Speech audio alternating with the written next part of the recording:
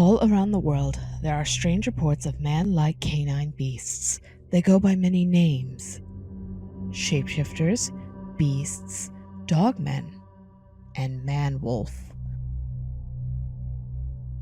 On May 29, 1980, the Austin American-Statesman published a headline about a calf-killing monster in Plum Creek, just outside of Lockhart, Texas. Reports of this monster would evolve into descriptions of strange, unusual canines, often given by locals who believed these canines were killing their livestock. Plum Creek is in a city known as Lockhart, Texas, which sits about an hour south of Austin and about an hour north of San Antonio, just west of Interstate 35. It was founded originally in its modern form by European settlers, but the lands belonged to the Comanche Native American tribe far, far before any white settlers showed up in the area. One very dark and bloody aspect of the area's history is clashes between European settlers and indigenous peoples who had already lived there. One particularly climactic incident is known as the Battle of Plum Creek, wherein heavy losses were sustained on both the Native American and the white settlers' sides. It's rumored to this day that Plum Creek is still haunted by the people that lost their lives during that incident. Today, it's on the rise as demand for housing in Austin and San Antonio pushes people out into the hill country looking for more affordable options, but it's still a fairly small town in the scope of larger cities that we see in Texas. Plum Creek nowadays is actually a pretty large swath of land, as the creek runs roughly in a southern, maybe southeastern direction. You have different kinds of branches that come off of it, like Wolf Branch, ironically enough, for example, which is maybe about halfway to Three Forks through the creek itself. It essentially runs about 30.33 miles all the way from Kyle, Texas, into the San Marco River next to the Palmetto State Park area. Generally speaking, the land is pretty flat and actually runs through a lot of very developed communities, but it also runs through a lot of these wilderness scapes, which of course is kind of where the idea of the cryptozoological might come into play. Dogman sightings in Plum Creek seem almost exclusively to fall into the category of an unclassified animal. They are described in a similar fashion to other encounters with dogmen or werewolves, being upright, able to walk on two legs as well as to run on four legs. The facial features in the Plum Creek incident are one of the more unique aspects, as they're described as looking more hyena-like, still having the pointed ears and the elongated snout, but not the more narrow description that we hear when they're compared to, say, Anubis, or perhaps a German Shepherd, or a Belgian Malinois. They were distinctly described as looking hyena-like in nature. These creatures were seen on multiple occasions by multiple witnesses, but these witnesses had recurring sightings, which is one of the things that makes Plum Creek such an interesting case, is that you don't have one-off sightings that occurred here or there. You have several witnesses who saw these things multiple times, and these were cattle ranchers. These were hill country folk.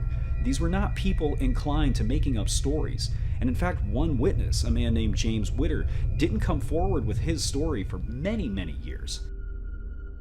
I met Mr. Witter in October of 2022, and in the literal hundreds of interviews I've conducted in the paranormal niche, I have seldom been more convinced by someone simply because of who they were.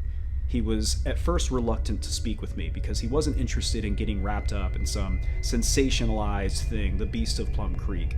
That was specifically why he stayed away from the story for so long, and when the initial headlines were broken, he stayed out of the limelight. Mr. Witter is an incredibly credible witness, and he describes not only encountering these creatures on multiple occasions, but seeing them traveling in pairs. On one occasion, he attempted to chase one down on horseback and lasso it. As mentioned, he was a prolific cattle rancher.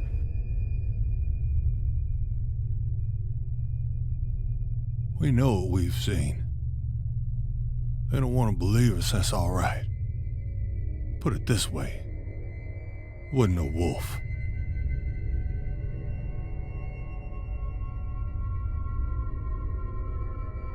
The Plum Creek monster is confounding because it doesn't have some of the more supernatural, bizarre aspects that we see in other Dogman encounters, but it is, beat for beat, by profile, a Dogman story.